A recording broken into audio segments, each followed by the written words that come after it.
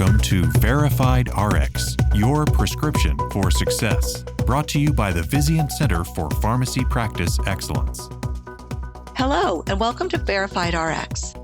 Today, we're talking about the value of defining and documenting pharmacist interventions beyond just prescription revenue in specialty pharmacy. Joining us are Dr. Karen Thomas, Associate Director, Specialty and Infusion Pharmacies at the University of Illinois, Chicago, and Dr. Thom Platt, Senior Director, Specialty Pharmacy and Infusion Services at UK Healthcare in Lexington, Kentucky. They're here to share the clinical impact, patient support, and ways to use this data in your own practice. I'm your host, Carolyn Liptak, Pharmacy Executive Director in Vizient Center for Pharmacy Practice Excellence. Welcome to the podcast, Karen and Thom. Thanks for having us. Glad to be here. Let's start with some background information about your health systems and your roles in specialty pharmacy.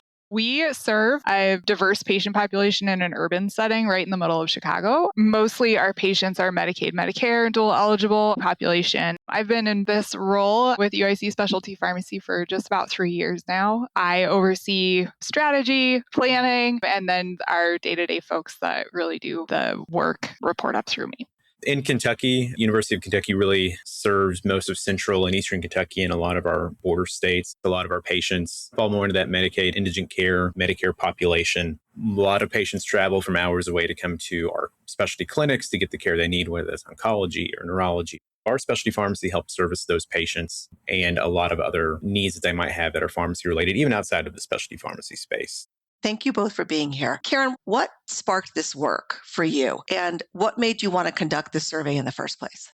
This survey came out of a Vizient work group, which was fantastic, about outcomes and value. It's a group of specialty pharmacists. We collaborated on a variety of different projects, and this was one of the projects that came out of the work group. It was a survey. But what sparked it for me is there's a lot of need to demonstrate the value of the work that we're doing. More pressing is that in specialty pharmacy, there are a lot of accreditation and payer standards that require intervention collection and reporting, but the standards don't tell you how to do it. Everybody's doing it their own way. It would be very valuable to a lot of us to be able to have framework to use when we are talking about interventions and collecting interventions.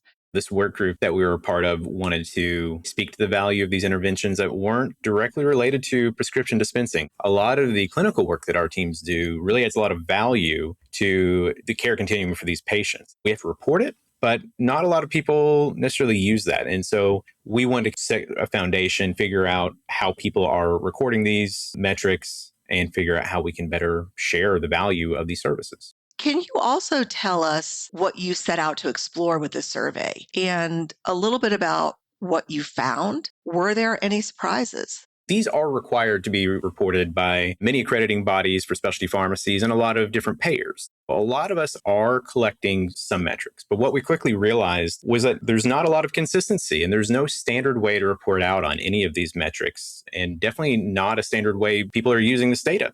While we probably started out hoping to do something a little bit more ambitious, we realized first we need to level set and figure out how are different health systems recording this data. What do they even consider an intervention? How do clinical interventions versus non-clinical interventions, how are those classified? And who's contributing? Is it just pharmacists, or are there other members of the health system workforce that contribute to these? A lot of what we discovered in the survey was what we expected. There's a lot of variability. However, there is a lot of alignment in what health systems consider to be a truly a clinical intervention, what maybe these non-clinical interventions are, which I think are a little bit more ambiguous and maybe are not as consistently recorded or captured at different health systems. But we saw a lot of alignment when people sat down and thought about, well, what does this mean for me? How does my health system capture this data? We had about 24 different health systems respond, and we had distributed across the Vizient network and ASHP, section of specialty pharmacy practitioners, to get responses from other health systems with specialty pharmacies as well to collect this data.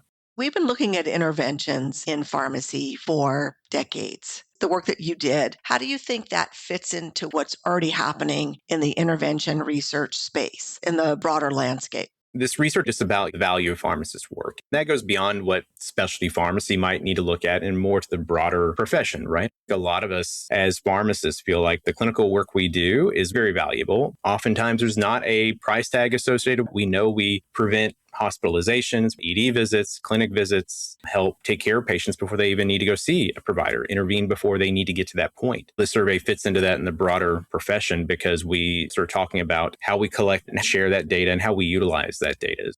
One of the values of talking about operationally how we collect intervention data. So even though interventions have been a thing for a long, long time in pharmacy, there's not entirely a consistent way that we collect intervention data. And when I talk maybe to Thom about what that looks like in his space, he's collecting different types of things, and we can't really compare like apples to apples what's happening in our systems. That for me was also important to understand. In terms of some of the things that are collected, it helped me design our system so that I could justify why do I want to know this? It's because other people are also looking at it. I'm not super surprised that there was a lot of variation. That was probably expected. Karen, my understanding is that you apply this work in your own practice. Tell us what that looks like.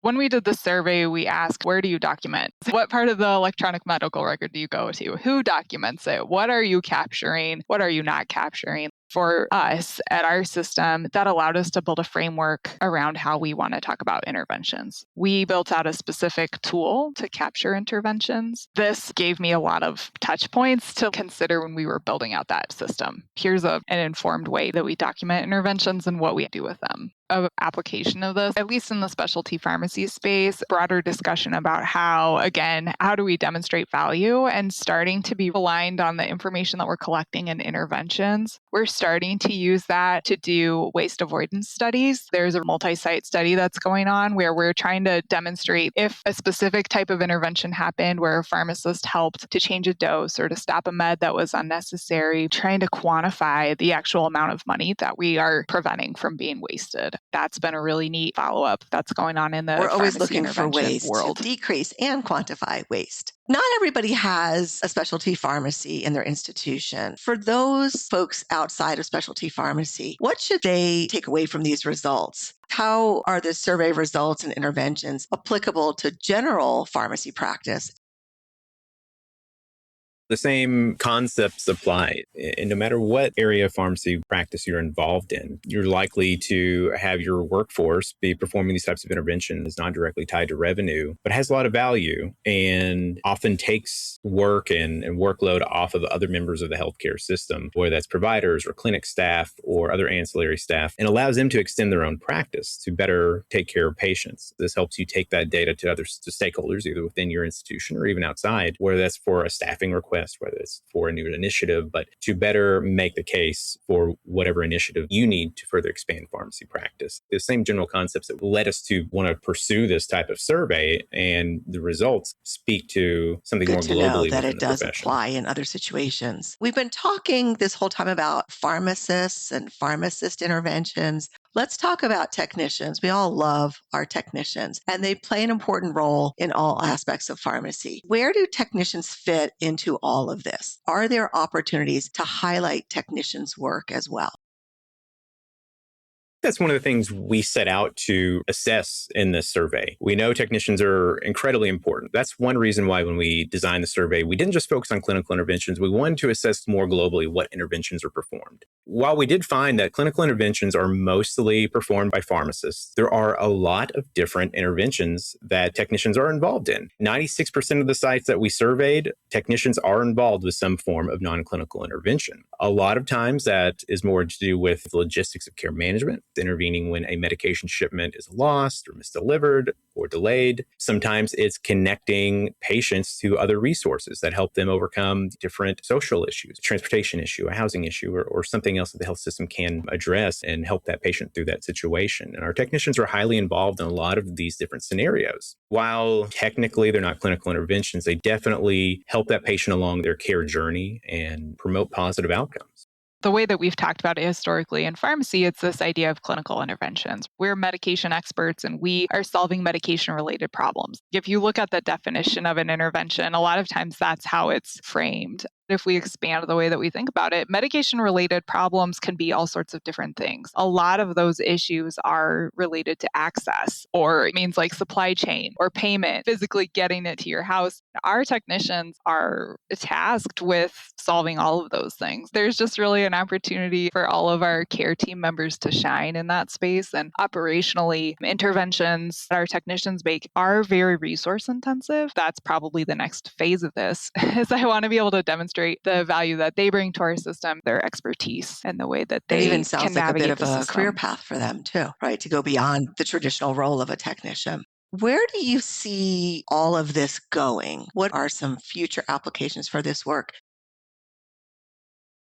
My hope is we can continue to work together to standardize how we collect interventions. This was a group of specialty pharmacy practitioners that got together and worked on this. We're all pharmacists. We're all part of a pharmacy care team. If we can start this alignment in how we collect this information and demonstrate it, that supports other people. That way, nobody's having to reinvent the wheel. And I really hope that this work is useful for other people, that other people are able to apply it, and that it saves them some time and some energy so they can focus on other things that they have to get through with their day. We talked a lot about quantifying the value of what our teams do and how it impacts conversations that we have with different stakeholders. We mentioned internal and external stakeholders, but specifically conversations we have on a daily basis. Internally, you leverage this data to show we reduce length of stay, or we reduce the number of ED admissions, and therefore investing more in these pharmacy-driven initiatives internally are better for the health system. Or maybe it's something externally facing as well. In specialty pharmacy, a lot, we have conversations with different payers and manufacturers and different partnerships, whether that's simply gaining access to a network and showing that the value of our pharmacy teams will provide on broad scale better outcomes for their patients. That has led to some successful partnership for a lot of health system specialty pharmacies. That's why a lot of this research and these discussions are important, and how it can translate into other areas of practice as well. And it's not just specialty pharmacy, even though that's what we focused on. The whole work group has done a great job. Both of you have done a great job today, helping us understand how to take that value and share it with others in the health system, specifically the C-suite, helping give them a better understanding of the clinical work and the impact on patients beyond the revenue.